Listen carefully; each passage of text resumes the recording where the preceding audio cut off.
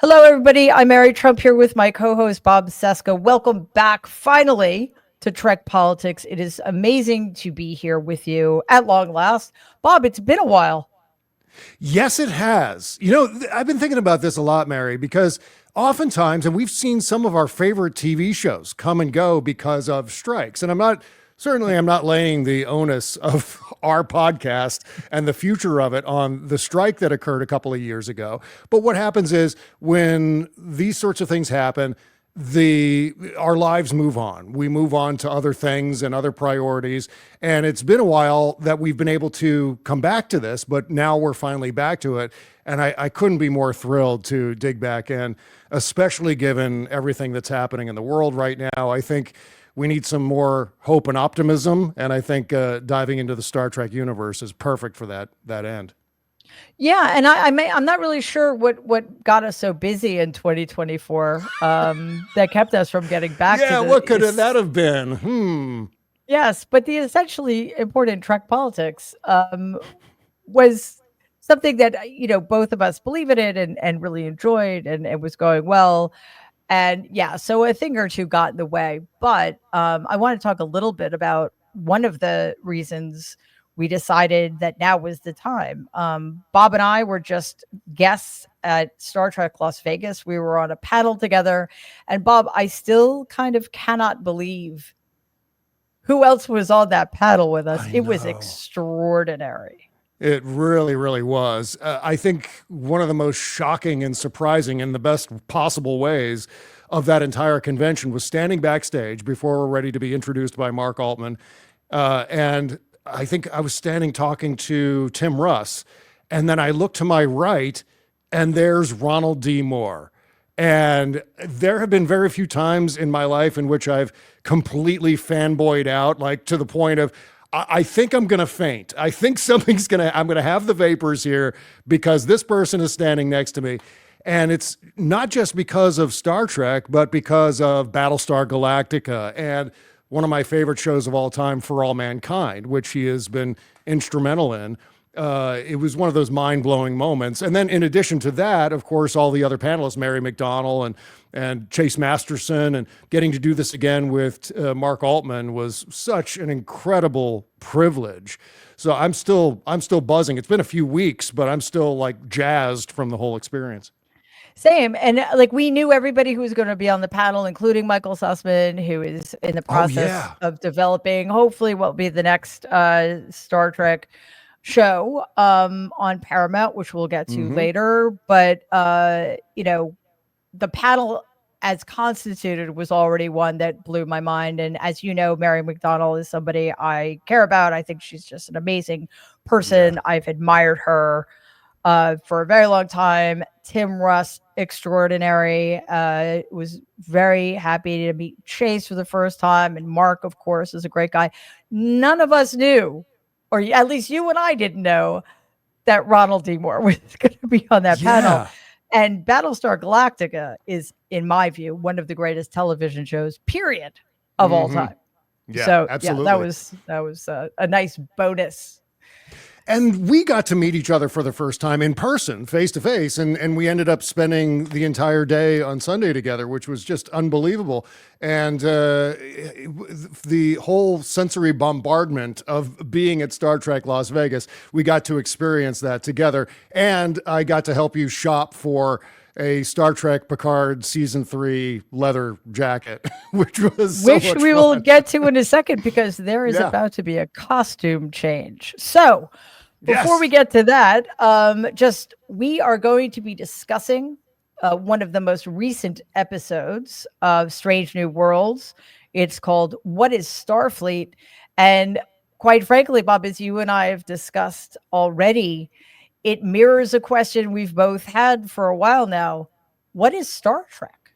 Yeah. All right, so let's dive in. Incoming transmission. Politics. Not good at politics. Surely there are others who are better suited. Trek Politics with Mary L. Trump and Bob Cesca. Yeah, so what is Starfleet? This is one of my favorite episodes of the season, and I'll tell you exactly why. First of all, it's a divisive episode.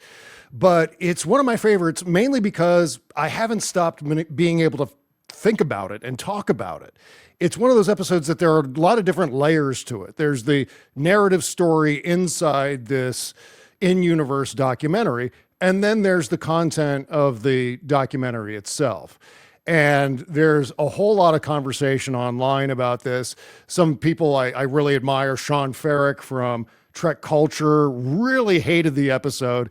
I found myself just thinking very deeply about it. And I'm not sure if that's justified or not, but I'd love to talk about it mainly because it's perhaps the first, for lack of a better term, political episode of this season, Strange New World Season 3.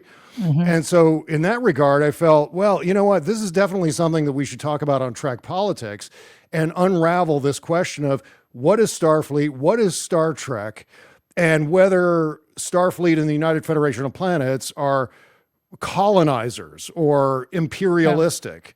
And so there's a lot to unravel there in addition to the story it tells. So first of all, what did you think of what is Starfleet? I think it's an important episode.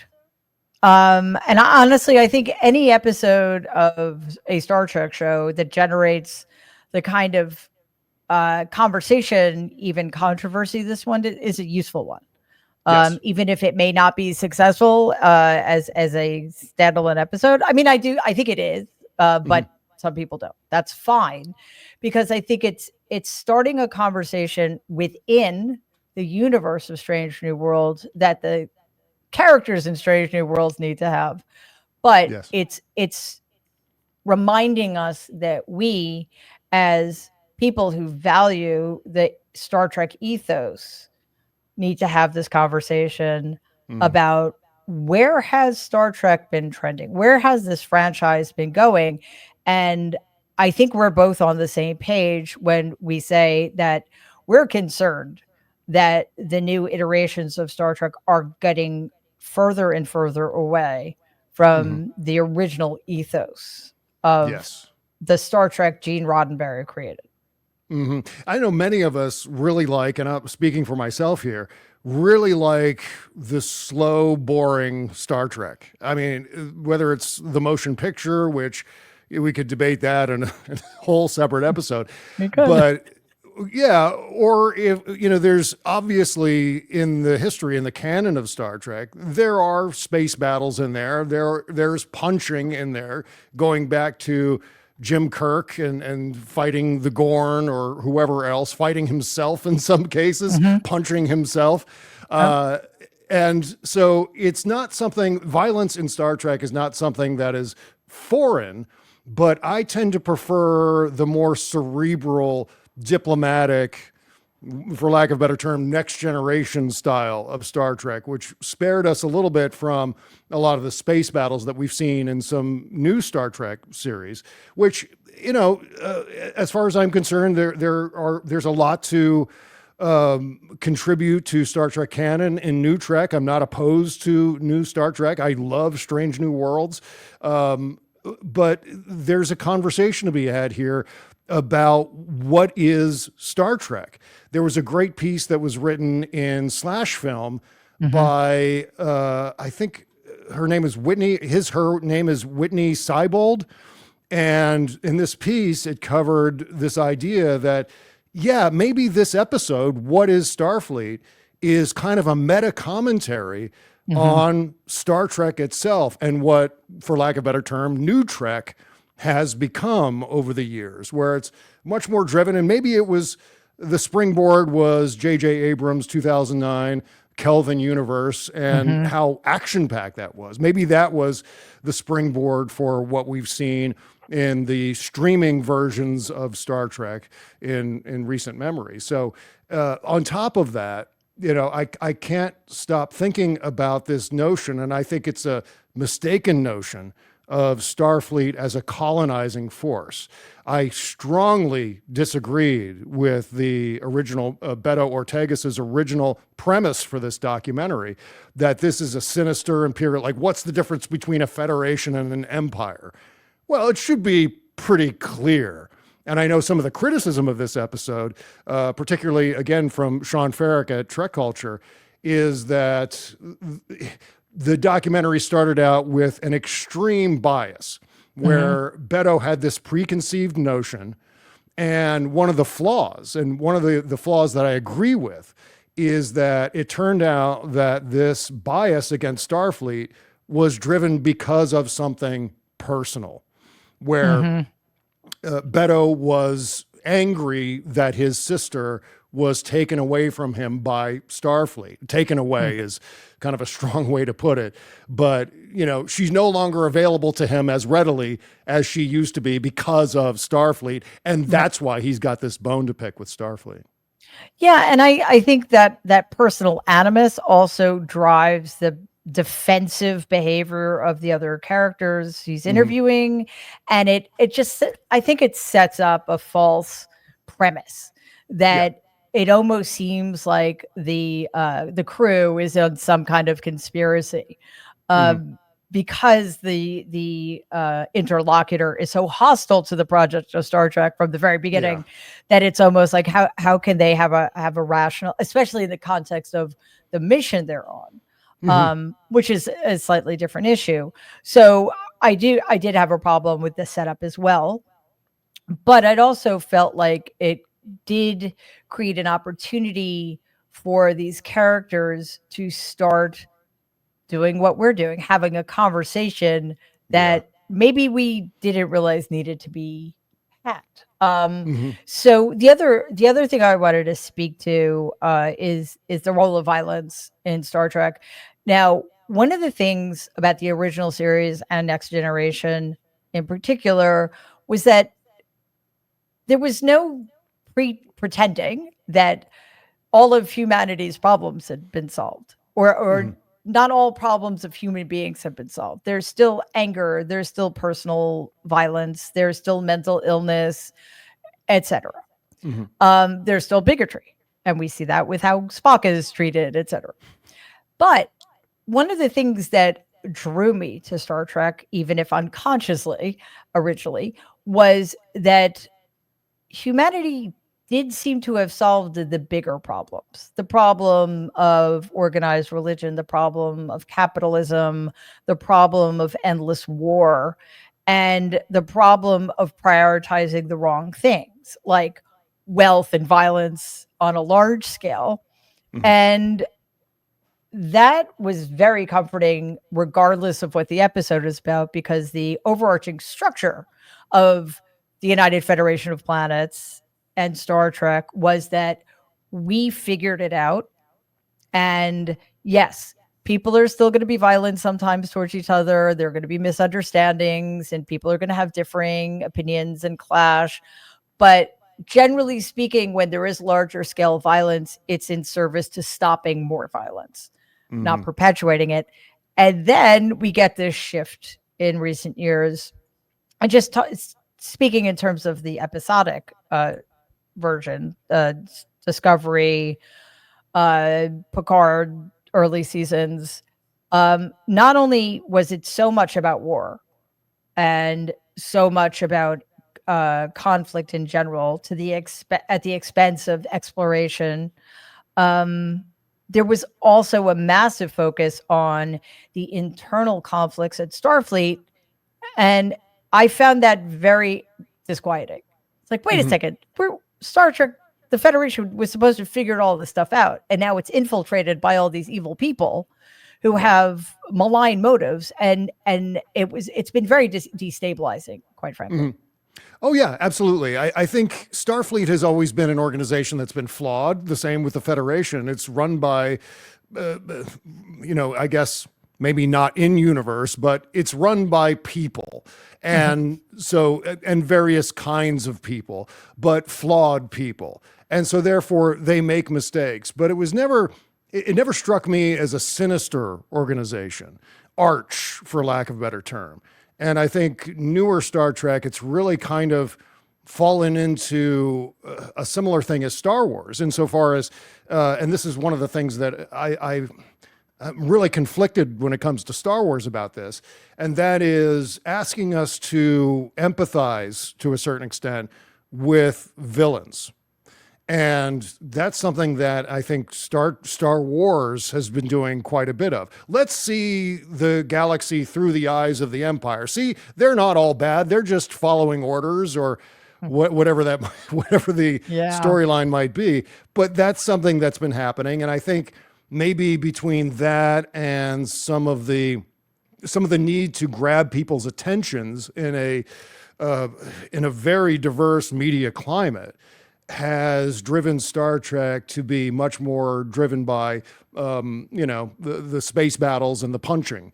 And I think even in Strange New Worlds, this season in particular, we've seen a lot of the characters sparring, with boxing gloves on, sparring in the sparring room or with the sparring deck or whatever it's called. And as a thing, fine. But as an ongoing trend, it's something that I start to worry about. And we can obviously come back to this when we discuss what the future of Star Trek is going to look like under this new business arrangement with Skydance and Paramount. So, but I mean, in terms of the actual, our actual expectations of Star Trek, I want to get back to, and again, I really show my age when I start to talk like this, but I want to get back to Jean-Luc Picard trying desperately to find either common ground, some sort of compromise, some sort of diplomatic solution to a crisis without immediately going, fire everything. That's when you get to that point. When does it cease being Star Trek, this idealistic world where pacifism kind of drives the story, in a sense, drives connections and relationships, to a place where it's much more like Star Wars? And not to be critical of Star Wars, but space battles is kind of intrinsic. Those are kind of intrinsic to the Star Wars storytelling.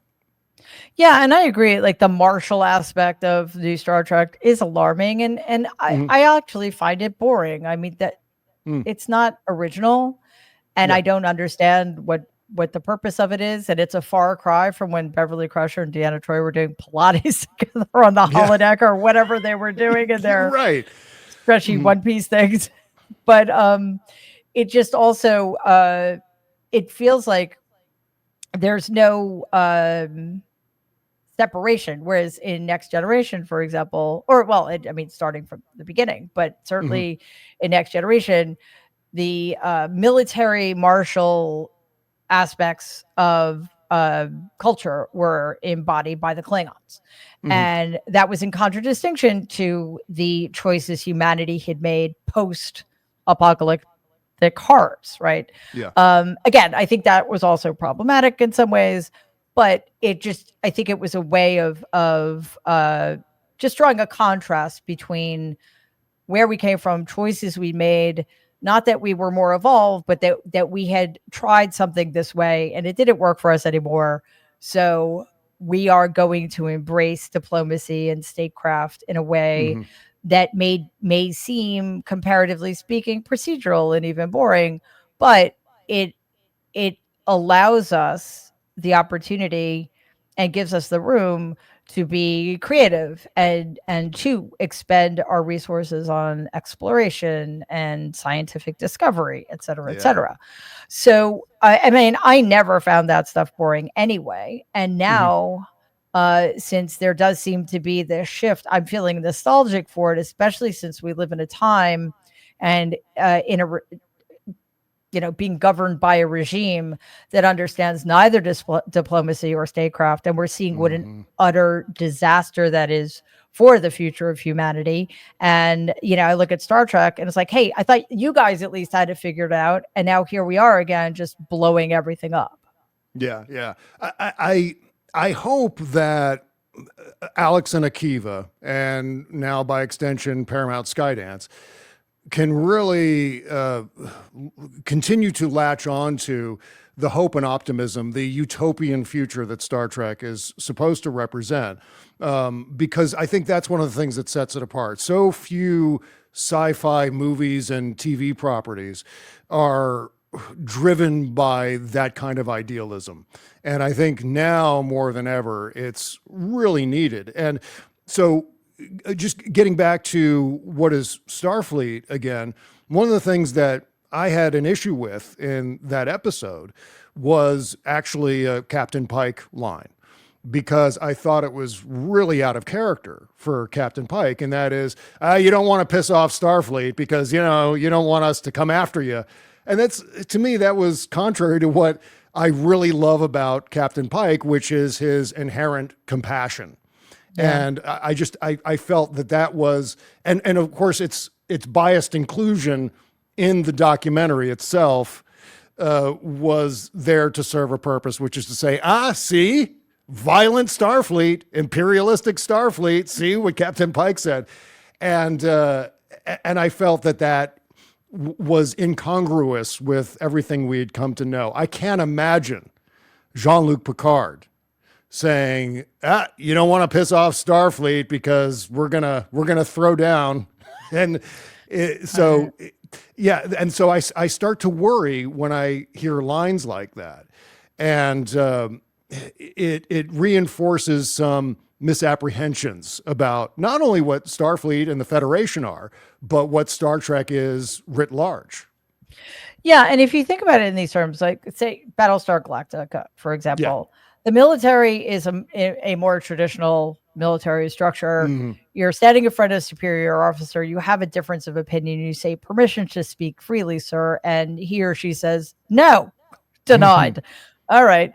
Starfleet, to me, was always not, it was more a quasi-military organization. Yeah. Like it was structured that way because hierarchy is important and you do need to have people in charge and running the show, etc.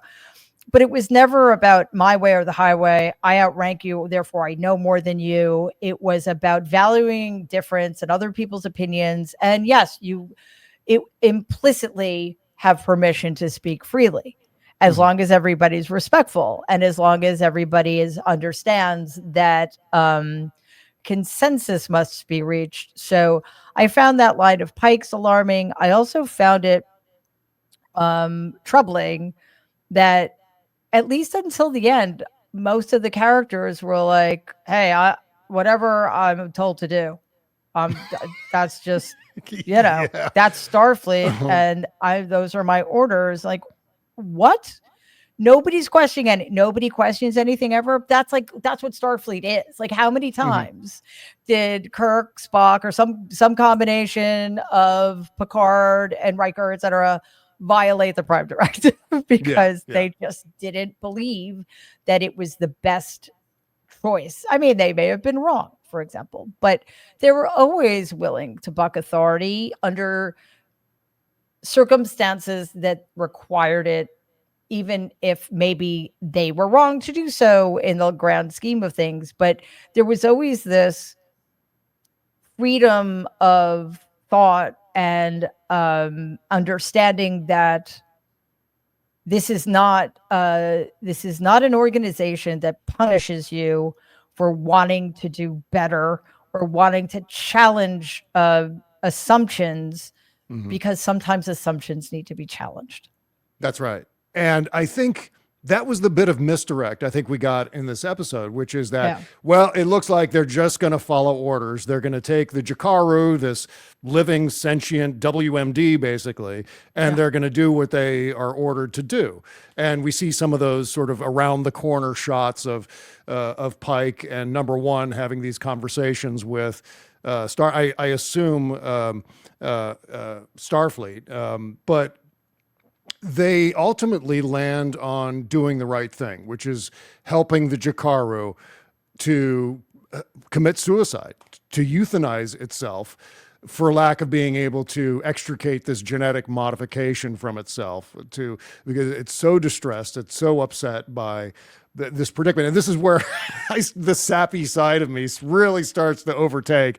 Like, the poor Jakaru. And then the sad wail sounds it was making. And I found myself sitting there with just tears running down my face going, but oh my God, the poor Jakaru. Yes, absolutely. And that's the thing that despite some of the flaws that led up to it, that last 5 minutes was, I thought, brilliant, not only because you really empathize with this creature that's being modified and exploited for the purpose of war, but you're also nailing that idealism of what Starfleet is all about, in a sense. It's not necessarily my view of Starfleet, but then again, I'm not canon. My view of Starfleet is not part of the overall continuity, but it had that sense of hope and idealism about what Starfleet is.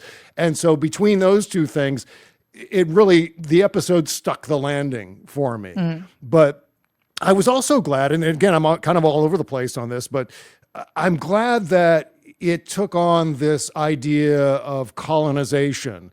Starfleet as a colonial power. I'm glad that it really took that on, because it's something that I've been seeing in discussions on YouTube and in blogs and other formats for a few years now. And I think it's not well thought through as far as I'm concerned.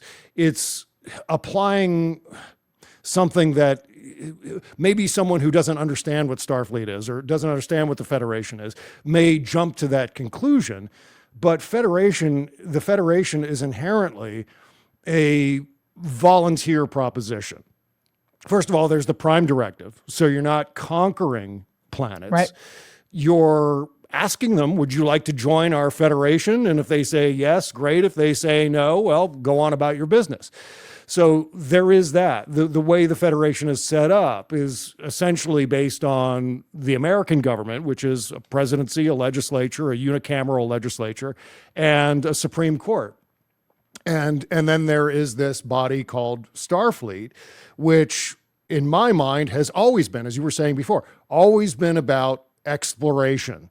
And because of the inherent dangers of space, it has to have some sort of military-ish hierarchy, because when it comes down to some sort of existential threat, there has to be a chain of command, an ability to organize to face that threat, whether it's for defense, whether it's in the context of some form of battle, if it ends up having to come down to that.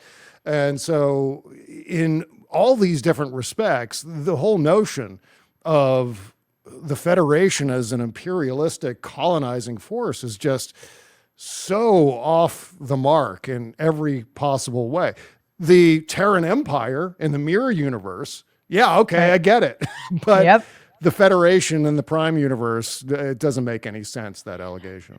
Yeah, I agree. I quite frankly think it's absurd, and it's I don't necessarily think that those accusations are sincere, because there's no evidence for that at all. And I think, another basis for the ways in which the Federation is organized is NATO, and that was another Pike line that resonated with me. It's like, you come for one of us, you come for all of us. That's how NATO is organized, and that suggests that we are separate, but we are together because we choose to be. So the colonization argument, as far as I'm concerned, doesn't hold any water whatsoever. And, again, I don't object to starships having weaponry, and because it's not even about the potential for coming across hostile foreign powers, with whom we're completely unfamiliar. It's about, what if something goes wrong? What if there's an accident? What if you get stranded on a planet? You do need a chain of command. You need somebody in charge who understands how to lead under extreme duress, etc. And of course, everybody needs to be prepared for that and train accordingly. But that is not the primary focus. That is ancillary to the mission, or that is in support of the mission of exploration. And getting away from that is a bit troubling. Yeah. So and I felt as though there was a message being put out at the beginning of this episode that was more than a misdirect. It was almost disinformation on behalf of Beto Ortegas, to say that, what separates a federation from an empire, both colonize, both impose their laws and doctrines on others, which In this case, maybe he was saying that without any understanding in terms of what the Federation actually does. Clearly. And I guess we find out later that this is more driven by his, bone to pick, the fact that his sister was taken away from him by Starfleet. But if he knew anything about the Federation, he would understand that the Federation doesn't impose its laws on others. It doesn't colonize. So there's no real similarity. Even in the real world, there's no similarity between a federation and an empire. So I get a little concerned about that message being put out into the world when it can so easily be co-opted and run with by people who want to either criticize Star Trek from the outside or in universe begin to agree with that sentiment, which is, as far as I'm concerned, entirely false. Well, and also starships, what's the difference between a starship and a warship? And right.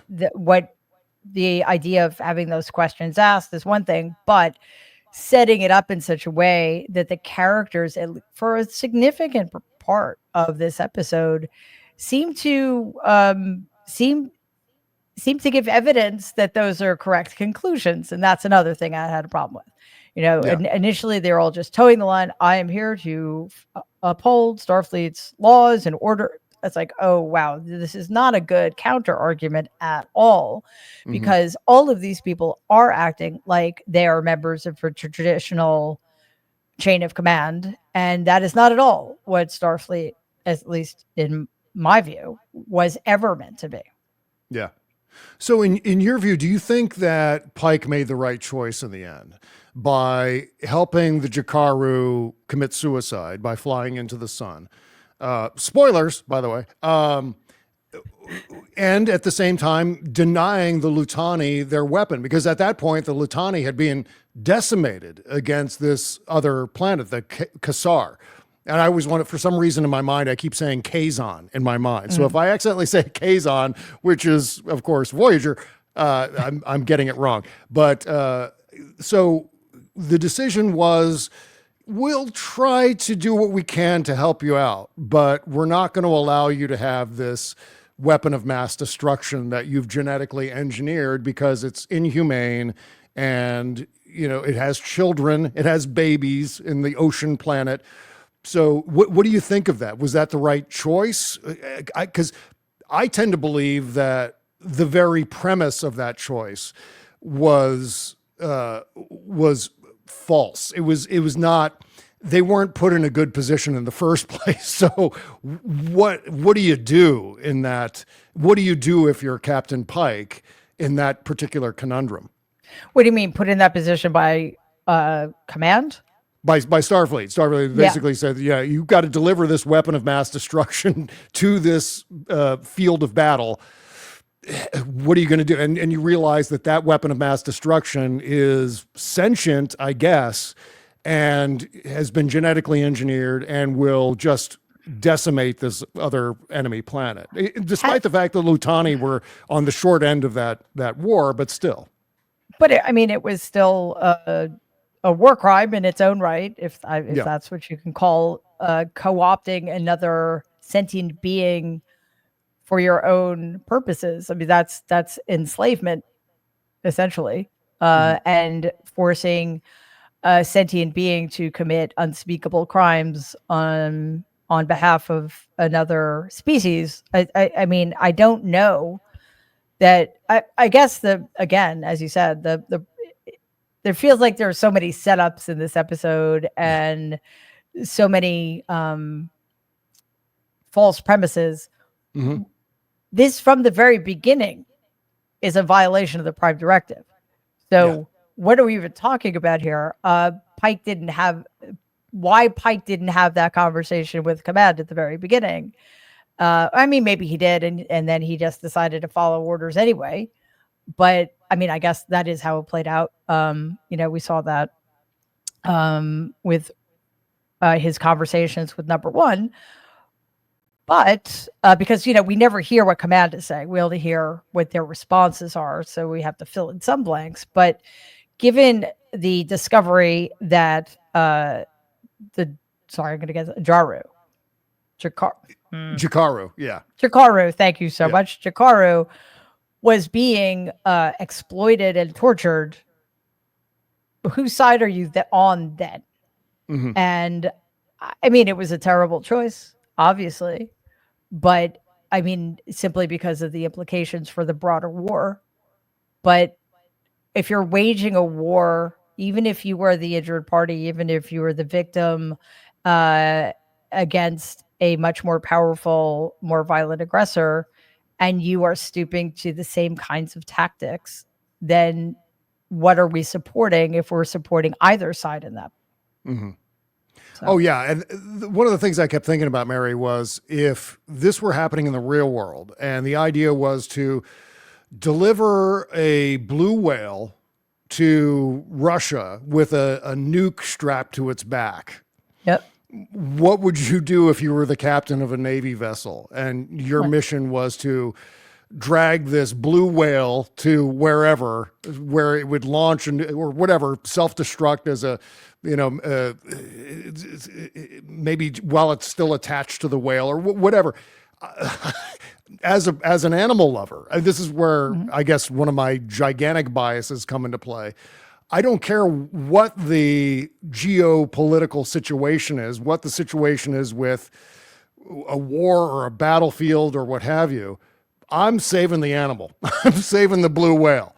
And so I guess in that regard, that's one of the reasons why I liked Picard. I liked Pike's decision in the end to help this animal. I guess it's an animal. Did you get the sense it was sentient? I'm not sure, but yeah, it's hard to. I mean, sentient, yes. Whether it was verbal or advanced, I get. I think a whale is probably analogous. Yeah, it's close enough. But I mean, or an elephant. The Jakaru was at least able to communicate with Uhura, so there was some level of ability to communicate there. So I'm going to go with sentient. So regardless, it was cruel to that being. And that to me that's where I would just absolutely land on rescuing the animal and then letting the warfare chips fall where they may.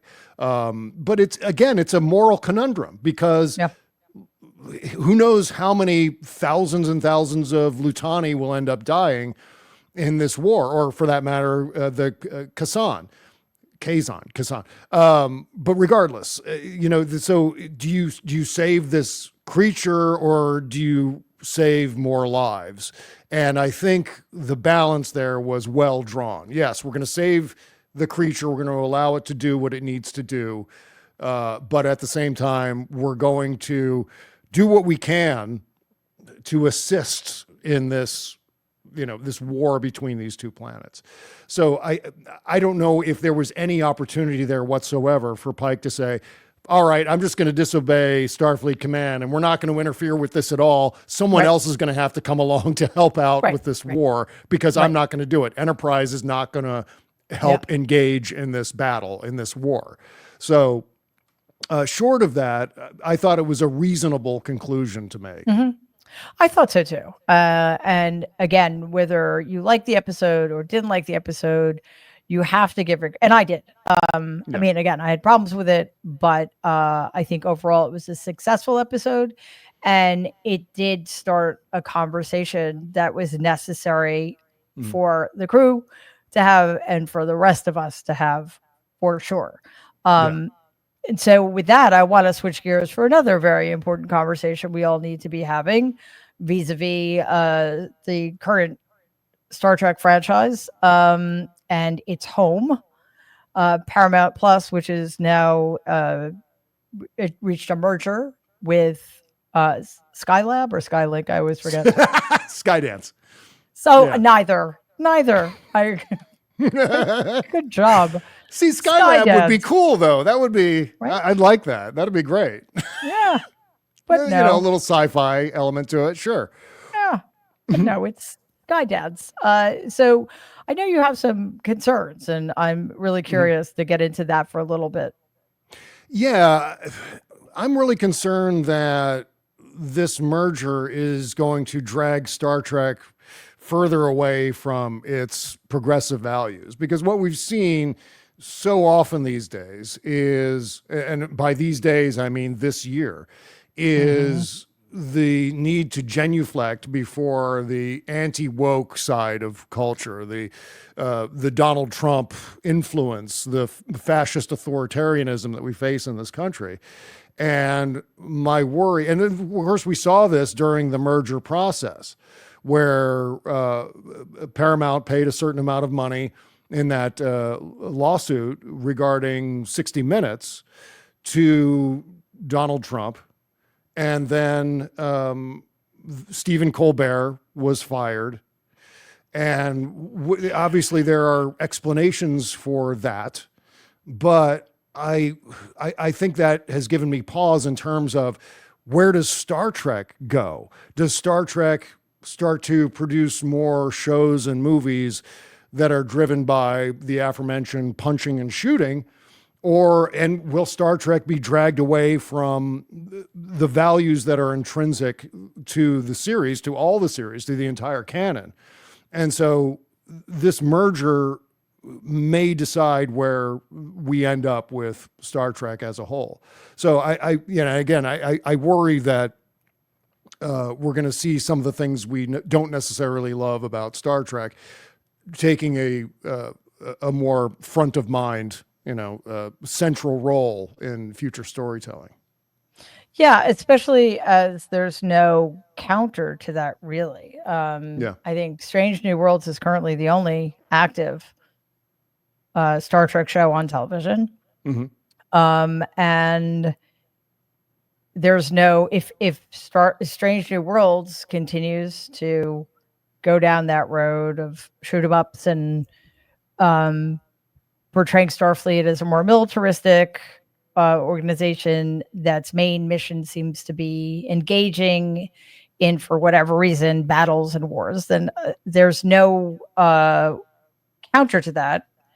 If it's doing, like, let's say the ratings continue to be good or they got better, is it because of that, or is it because it's the only Star Trek show on and there's no else for Star Trek fans to go? We don't have a next generation or the world building of Deep Space Nine, where they took so much more time to develop storylines and to pursue different ways of being. So that's also a complicating factor. I'm a little worried about it, to tell you the truth. But that's another reason why I'm hopeful that this episode we've been discussing, What is Starfleet, might be a gauntlet thrown. Yeah. Perhaps.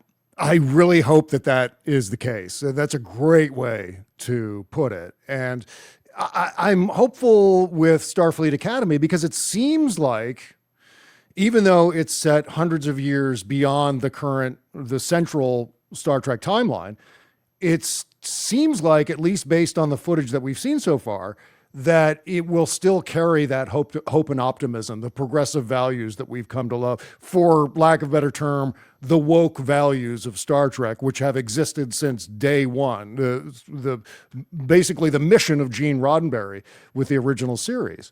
And I'm also quite encouraged because our friend Mark Altman from Inglorious Treksperts really posted a strong endorsement for Chris Parnell, who's now the senior vice president of originals for Paramount Plus. And Mark Altman wrote, let me see, I think I wrote it down here somewhere. I just want to make sure I get the quote exactly right. Yeah, Altman wrote, "So happy for my good friend Chris Parnell, who gets and loves Star Trek." And I'm going to once again repeat, gets Star Trek. Which I think speaks volumes, because I think we have so much respect and trust in Mark Altman that when he says someone gets Star Trek, that means they get Star Trek. He added an amazing birthday present for the franchise for its upcoming 59th birthday. Yeah. So that's encouraging. I know David Ellison is also a Star Trek fan. I guess the question becomes, what part of Star Trek?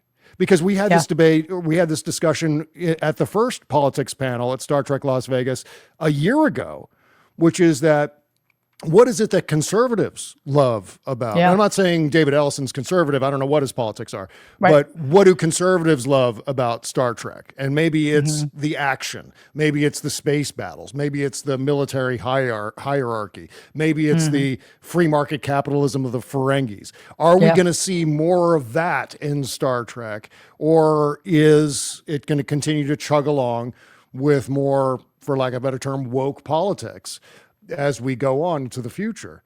So I'm encouraged by the support for Star Trek that I've seen, and I'm encouraged by the fact that it looks like we're definitely going to get more Star Trek, and not just series, but we're also going to get quite a few movies in the mix there too. Which is very exciting news. Yes. Because I need more Star Trek in my life. I mean, yeah, Strange New Worlds is great. It's not enough for me right now. And I think, just having other, as I said earlier, other shows, movies, whatever, to explore maybe the more traditional aspects of Star Trek in a new context would be very useful. But for us, this is an opportunity to look both forward and backward. And, I've had a lot of people who are very excited that Trek Politics is up and running again, but who are also neophytes when it comes to Star Trek. And, a lot of them are worried, are you guys going to be only speaking to the hardcore fan, or is this going to be accessible to everybody? And basically what I've been saying, Bob, is that obviously we're going to get in the weeds sometimes about specific episodes or the history of Star Trek or what have you. However, one of the things I love about this project we're engaged in is that it's a way of making the Star Trek universe, using the Star Trek universe as a context for helping us understand ourselves and what's going on now. So in that way, I think it's completely accessible. And, we are going to have a special guest every week. We're going to talk about a specific episode. So if you want to set us up for next week, because I'm very, very excited about it, that would be fantastic. And it would let everybody know just the kinds of things they have to look forward to. Yes, I'd love to have Tim Russ on the show. We had him on in, I guess, what we're calling season 1. From a couple of years ago, but he's one of my favorite people in the world. I talk with him almost every day via text message. We're exchanging political memes and things like that. And I want to get him on to talk about the episode, or one of the episodes he directed of Voyager, called Living Witness, which has to do with revisionist history. And it's set hundreds of years after the timeline, almost like Starfleet Academy. It's hundreds and hundreds of years after the original continuity of all the shows. And it looks back at an event that happened in Voyager, but through a twisted lens. And how do future societies interpret present events, and how that gets bastardized and shifted around based on bias and misapprehension or misinterpretation. And it's something that we face with great horror these days, where, and in fact, I was just up at Gettysburg. I was visiting the Gettysburg Visitor Center. And I was looking around at some of the books that they had on the shelves. I was looking at some of one of the films that they show, and wondering, is this all going to change with this new regime? When is everything that I'm seeing here, where, enslaved people are intrinsic to the story of the Civil War, and the war is interpreted that way. So the idea of revisionist history, I think, is definitely worth discussing. It's absolutely timely. And one of the best episodes to address revisionist history is the episode that Tim Russ directed of Voyager. So I'm looking forward to getting his perspective on that, in addition to some of the things that he said during the Trek Politics panel at Star Trek Las Vegas. Yeah, it's an incredibly important episode in its own right in the context of the series of Voyager, but I think its relevance is kind of gobsmacking, quite frankly, currently. And to be able to speak with Tim, who directed it, who is, as you say, an extraordinary man. He's a Renaissance man. Has Yes. incredible empathy and passion, and he's just such a great guy. Will be amazing. For now, though, this is a wrap on our very first episode of Trek Politics Season 2. Bob, I'm so happy we're doing this again. It's great to see you. It was amazing to meet you in person after all of this time. I mean, it was just crazy. It took 5 years, basically. But to do it in that setting and to have that be the impetus for getting this up and running again, it just all makes me really happy. So to everybody watching, thank you so much. Spread the word. Trek Politics with me, Mary Trump, and Bob Cesca is back. And we're not going anywhere. Nobody go on strike. All right. We will see you next time, everybody.